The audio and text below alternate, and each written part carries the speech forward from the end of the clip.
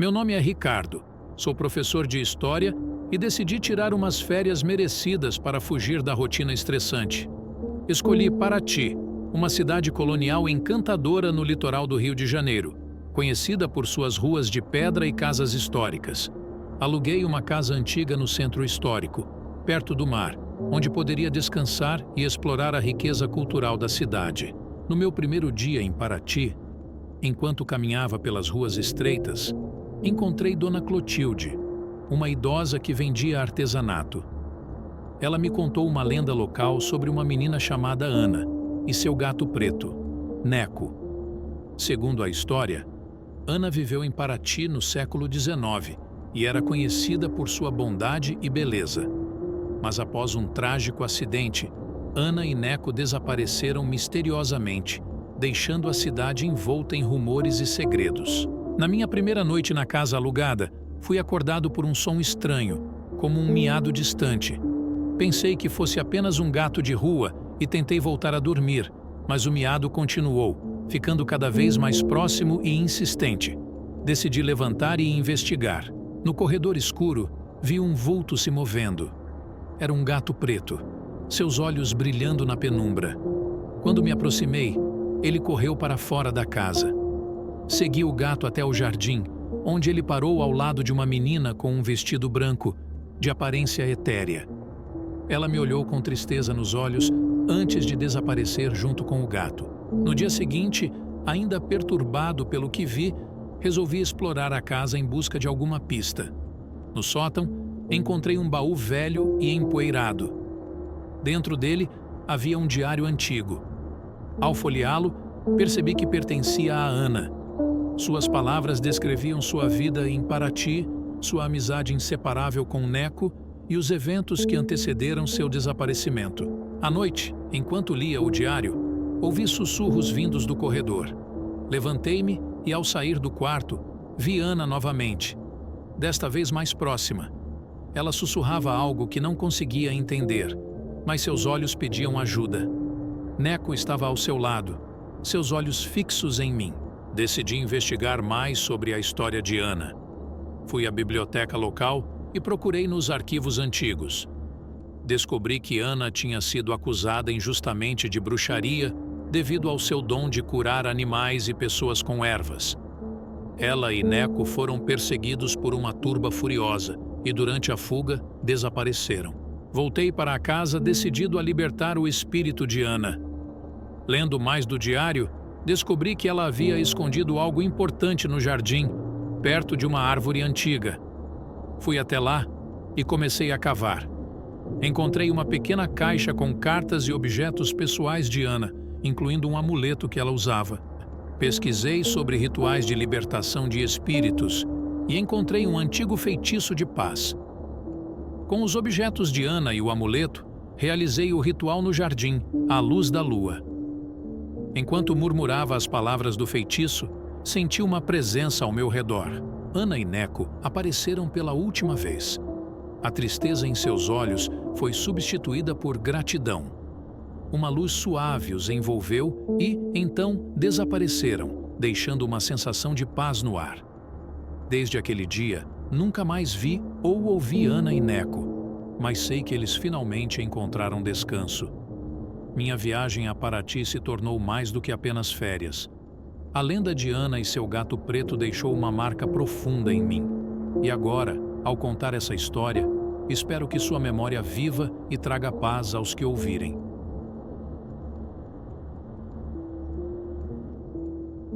Eu cresci em Porto Alegre, uma cidade cheia de histórias e lendas, mas nenhuma tão impactante quanto a de Maria Degolada. Hoje, eu vou te contar algo que aconteceu comigo, e te garanto, você não vai conseguir tirar os olhos da tela. Foi numa noite qualquer que ouvi pela primeira vez a lenda de Maria Degolada. Eu e meus amigos estávamos reunidos, como de costume, trocando histórias de arrepiar. Um deles mencionou Maria Francelina Trenes, uma jovem alemã de 21 anos, que foi brutalmente assassinada pelo namorado, o soldado Bruno Soares Bicudo, em 1899. Durante um piquenique, Bruno, tomado por uma fúria inexplicável, degolou Maria na frente de todos. A sociedade da época ficou em choque e Maria passou a ser conhecida como Maria Degolada. Uma capela foi erguida no local do crime e Maria se tornou uma espécie de santa milagrosa, embora sua história fosse marcada por violência e dor. Meus amigos, sempre em busca de emoções fortes, me desafiaram a dizer Maria Degolada 3 vezes em frente ao espelho. Rimos da ideia absurda, mas no fundo eu estava um pouco nervoso. Com o coração acelerado, fui até o banheiro, apaguei a luz e na penumbra olhei para o espelho. Maria Degolada, Maria Degolada, Maria Degolada. Nada aconteceu. Voltamos a rir e a noite seguiu normalmente. Mas, quando todos foram embora e eu finalmente fui dormir, tudo mudou. Aquela noite foi terrível. Sonhei com uma jovem de cabelos loiros e olhos tristes. Ela me olhava fixamente, sangue escorrendo pelo pescoço. Acordei suando frio, mas o pesadelo parecia ter seguido comigo para o mundo real. Ouvi passos no corredor. Levantei da cama, cada som amplificado pelo silêncio da madrugada. As luzes piscavam e a temperatura parecia cair drasticamente. Fui até o corredor e, ao virar a esquina, vi uma figura feminina, pálida e com o pescoço cortado, parada ali. Ela começou a se aproximar lentamente, os olhos fixos nos meus. Senti um frio na espinha e a paralisia do medo me dominou. Tentei gritar, mas nenhum som saiu da minha boca. Ela chegou bem perto, o suficiente para que eu pudesse ver o sofrimento em seus olhos, e então sussurrou: "Você chamou por mim." Desde aquela noite, minha vida nunca mais foi a mesma. Pesadelos constantes, aparições e a sensação de ser vigiado. Maria Degolada agora faz parte do meu cotidiano, uma lembrança constante do que aconteceu há mais de um século. Essa história não é apenas uma lenda urbana, é um aviso. Cuidado com o que você invoca, mesmo que pareça uma brincadeira inocente. Algumas lendas são reais, e Maria Degolada está aqui para provar isso.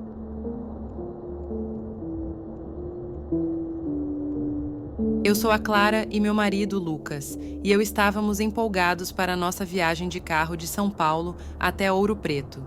A ideia era uma aventura romântica na estrada, longe da correria da cidade e das preocupações do dia a dia. Partimos numa manhã ensolarada, cheios de entusiasmo, com a trilha sonora perfeita tocando no rádio. A estrada estava tranquila, com pouco tráfego. Após algumas horas de viagem, paramos em um posto de gasolina em uma pequena cidade chamada Passa Quatro para esticar as pernas e comprar algumas bebidas. No estacionamento, vimos uma mulher de aparência desolada. Ela estava sozinha, vestida com roupas simples e um olhar perdido. Lucas, sempre gentil, perguntou se ela estava bem. Ela nos disse que estava esperando alguém para buscá-la, mas parecia perturbada. Voltamos ao carro e seguimos viagem. Depois de cerca de meia hora, vimos a mesma mulher caminhando na beira da estrada, longe de qualquer lugar onde poderia ter saído do posto. Achei estranho, mas Lucas disse que talvez ela estivesse tentando pegar carona. O sol estava se pondo e a paisagem começava a tomar uma aparência mais sombria.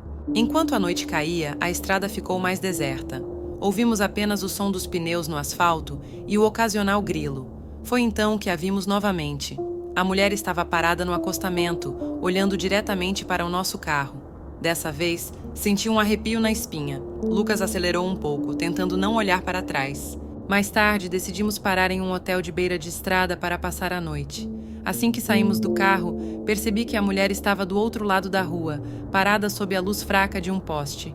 Meu coração disparou.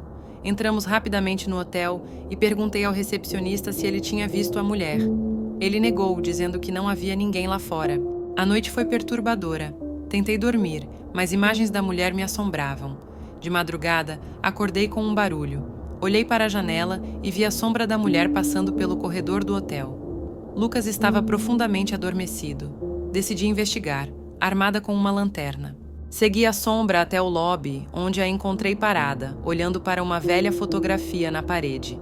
Era uma foto em preto e branco de um grupo de pessoas, datada de 1954. Para meu espanto, a mulher estava na foto. Perguntei ao recepcionista sobre a foto e ele explicou que aquelas pessoas haviam morrido em um acidente de carro naquela estrada há muitos anos. A mulher era uma das vítimas. Voltei para o quarto com a mente girando. Contei a Lucas o que descobri e ele ficou tão perplexo quanto eu. Decidimos que a melhor coisa a fazer era sair dali assim que o sol nascesse. Não conseguimos dormir mais naquela noite. O medo e o mistério nos mantinham alertas. Assim que amanheceu, voltamos para a estrada. O clima estava estranho, como se uma névoa densa pairasse sobre tudo. Cerca de 1 hora depois, vimos a mulher novamente, mas desta vez ela estava no meio da estrada. Lucas freou bruscamente, mas antes que pudéssemos atingi-la, ela desapareceu no ar. Chegamos a Ouro Preto exaustos e confusos. A experiência nos marcou profundamente. Nunca mais vimos a mulher, mas a estrada que nos levou até Ouro Preto jamais seria a mesma. De tempos em tempos pensamos nela, questionando o que realmente aconteceu. Aquela viagem, que deveria ser um conto de aventura, se tornou uma história fantasmagórica que nunca esqueceremos. A estrada entre São Paulo e Ouro Preto é conhecida por suas belas paisagens, mas agora, para nós, é também um caminho assombrado por memórias de uma mulher misteriosa, eternamente presa entre o mundo dos vivos e dos mortos. Eu cresci em uma pequena cidade do interior, cercada por florestas densas e segredos antigos. Naquela época, as noites eram mais escuras, e os sussurros do vento entre as árvores tinham um tom sinistro. Eu tinha apenas 8 anos quando vi pela primeira vez o Homem Sem Rosto. Estávamos brincando no parque depois do pôr do sol, minha irmã mais nova, Clara, e eu. O ar estava frio e úmido, e uma névoa suave começou a se formar ao redor das árvores. Clara corria alegremente, suas risadas ecoando no silêncio da noite. Foi então que eu o vi. Alto, magro, com braços anormalmente longos e um rosto vazio, ele estava parado à margem do parque, observando-nos em silêncio. Viu aquilo? Perguntei a Clara, tentando esconder meu medo. Ela apenas balançou a cabeça, continuando a brincar. Naquela noite, fui para a cama com uma sensação de desconforto, como se algo estivesse me observando na escuridão. Os anos se passaram, e aquele encontro se tornou uma memória vaga, quase um sonho ruim. Até que aos 15 anos, durante uma festa do pijama na casa de um amigo, ouvi a história novamente. Alguém mencionou o Homem Sem Rosto, uma figura alta e esguia que perseguia crianças. Meu corpo gelou. Lembrei-me do parque, da névoa e daquele ser horrível. Fiquei quieto, mas a imagem voltou a assombrar meus sonhos. Na noite seguinte, acordei suando frio. Sonhei com o parque, mas desta vez ele estava mais perto. Acordei Clara e contei sobre o sonho. Ela, agora com 12 anos, me olhou com olhos arregalados. Eu também vi ele. Ela sussurrou. De repente, nossas memórias reprimidas começaram a emergir. Era como se uma névoa tivesse sido levantada de nossas mentes, revelando o horror que tentamos esquecer. Decidimos investigar. Voltamos ao parque, mas durante o dia. Aquele lugar, à luz do sol, parecia inofensivo. Clara encontrou um velho diário enterrado próximo a uma árvore. As páginas estavam gastas e a tinta desbotada. Mas uma coisa era clara. Várias crianças tinham desaparecido naquela região ao longo dos anos. E todos mencionavam um Homem Sem Rosto. Em uma noite de inverno, ouvimos um programa de rádio discutindo histórias de terror. Uma mulher ligou, chorando e em pânico. Ela descreveu o mesmo homem que vimos. Alto, sem rosto, braços longos. Seu desespero era palpável. Ele ainda me persegue, ela disse antes de a ligação cair. Clara e eu nos entreolhamos, sabendo que tínhamos que fazer algo. Os sonhos voltaram, mais vívidos e aterrorizantes. O Homem Sem Rosto estava sempre lá, cada vez mais próximo. Clara começou a ter visões dele durante o dia, nos cantos de seu quarto, nas sombras do jardim. Estávamos ficando loucos ou ele realmente nos perseguia? Desesperados, procuramos ajuda. Encontramos uma senhora na cidade vizinha, conhecida por suas habilidades psíquicas. Ela nos contou que o Homem Sem Rosto era um antigo espírito, preso entre mundos, alimentando-se do medo das crianças. Vocês o viram, e agora ele não vai parar até ter o que quer, ela avisou. Perguntei o que ele queria, mas ela apenas olhou para Clara, em silêncio. Decidimos enfrentar o monstro. Voltamos ao parque à noite, armados com velas e símbolos de proteção. Clara estava apavorada, mas determinada. No centro do parque, a névoa começou a se formar. Ele apareceu, emergindo das sombras como um pesadelo vivo. Cantamos as palavras que a psíquica nos ensinou, um antigo encantamento para banir espíritos malignos. Mas ele apenas riu. Uma risada sem som que ecoava em nossas mentes. A luz das velas tremeluziu e uma sensação de desespero nos envolveu. Clara começou a flutuar, puxada pelo homem sem rosto. Gritei, mas não consegui me mover. Então, com uma força que eu não sabia que tinha, recitei o encantamento com todo o meu coração. Uma luz intensa envolveu Clara e o homem sem rosto, e eles desapareceram. O parque voltou ao silêncio, mas eu sabia que não tinha acabado. Clara nunca foi a mesma. Embora estivesse fisicamente presente, algo dentro dela havia mudado. Às vezes, ela acordava no meio da noite, sussurrando palavras em uma língua desconhecida. O homem sem rosto não nos perseguia mais, mas seu legado permanecia. Aquele parque foi abandonado, e nossa cidade nunca mais foi a mesma. Eu me mudei, mas onde quer que eu vá, sinto que ele está me observando, esperando pelo momento certo para retornar.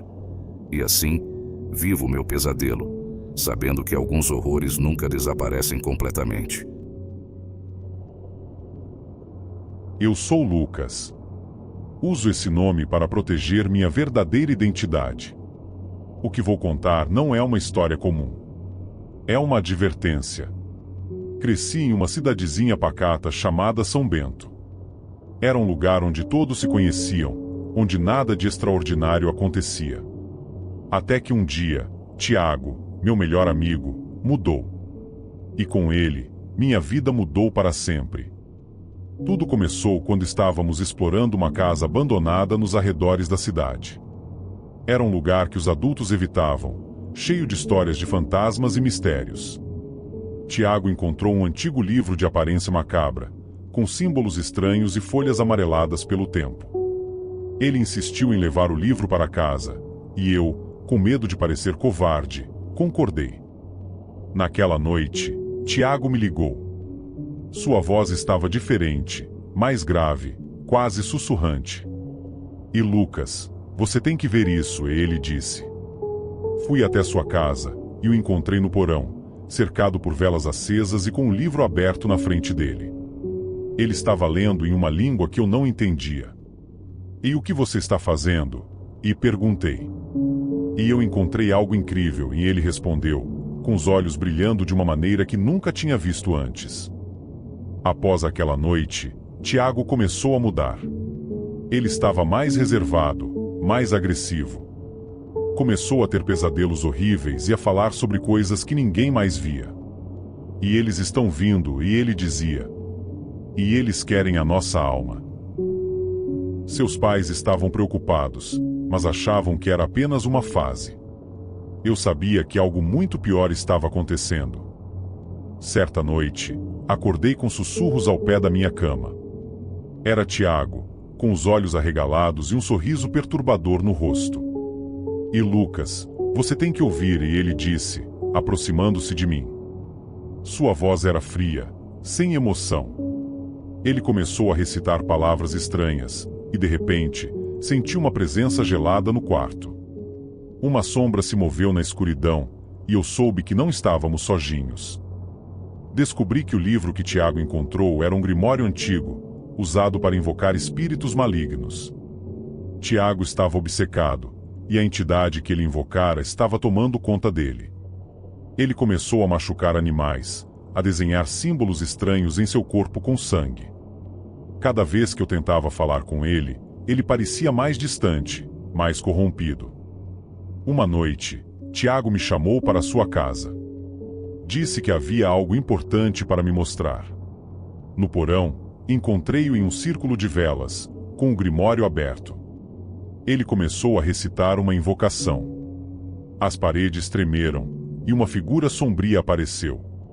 E Lucas, você será o próximo, e a entidade sussurrou. Senti um frio mortal e uma dor excruciante. Quando acordei, estava sozinho no porão. Tiago desaparecera, mas podia sentir sua presença. Dias se passaram, e comecei a ouvir sussurros, a ver sombras se movendo nas esquinas. Eu sabia que a entidade estava me perseguindo. Estava lentamente perdendo a sanidade, assim como Tiago. Tentei queimar o livro, destruí-lo de qualquer forma possível, mas ele sempre voltava. Era como se estivesse preso a mim, assim como Tiago estava preso à entidade. Tentei buscar ajuda, mas ninguém acreditava em mim. Estava sozinho nesta luta desesperada. A última coisa que lembro é de estar em um lugar escuro, frio, com sussurros ao meu redor. Tiago estava lá, mas não era mais ele. A entidade havia tomado conta completamente. E então, do nada, tudo parou. O silêncio tomou conta. E aqui estou eu, Lucas, contando essa história. Um nome fictício para proteger minha imagem. Porque, se você soubesse a verdade, estaria em perigo também. Mas lembre-se, ele ainda está lá fora. E ele não acabou comigo. O frio da pista de gelo era apenas um pálido reflexo do calafrio que percorria minha espinha enquanto eu me preparava para o salto. Meus patins deslizavam pelo gelo com a precisão de uma bailarina, mas meu coração batia descompassado, tomado por um presságio sinistro. Era a véspera da competição que me colocaria no caminho da glória, ou talvez da desgraça. Uma sombra de dúvida pairava sobre meu futuro, lançada por uma descoberta macabra. Uma página da Wikipédia, que narrava minha vida com detalhes excruciantes, inclusive eventos futuros. A princípio, a página era apenas uma fonte de fascínio mórbido. Eu acompanhava com incredulidade as previsões se concretizando, cada vitória, cada conquista, cada passo em minha jornada. Era como se minha vida estivesse escrita em pedra, um roteiro inexorável que eu não podia alterar. Mas a ilusão de controle se desfez quando tentei desafiar o destino. Uma derrota prevista me encheu de pavor. Em um ato desesperado, tentei editar a página, apagar a profecia de desgraça. No entanto, o site reagiu com fúria virtual. Uma mensagem sinistra me advertiu que eu não podia interferir no destino, que minha insolência teria consequências. No dia seguinte, acordei com um terror indescritível. Ao me deparar com meu reflexo no espelho, vi não a imagem de uma campeã, mas a de um fantasma. Minha pele pálida e macilenta, meus olhos opacos e vazios, me transformaram em um espectro de mim mesma. O que se seguiu foi uma espiral descendente de desgraças. Minha família, antes tão unida e amorosa, foi envolta por um manto de tragédias. Doenças incuráveis, acidentes fatais, infortúnios inexplicáveis se abateram sobre nós, como se o destino estivesse cobrando seu preço por minha ousadia. Aterrorizada e encurralada, tentei alertar o mundo sobre a maldição da página da Wikipédia, mas minhas súplicas caíam em ouvidos surdos. A história se espalhou como um vírus, tomando conta da internet, mas era vista apenas como uma creepypasta, um conto macabro para assustar incautos. Agora, enquanto me preparo para o último salto da minha carreira, sei que o destino me reserva um final trágico. A página da Wikipédia previu minha morte, e eu não tenho como escapar. Minhas últimas palavras serão um aviso para aqueles que lerem essa história. Não tentem desafiar o destino, pois a maldição de Anora Petrova é real.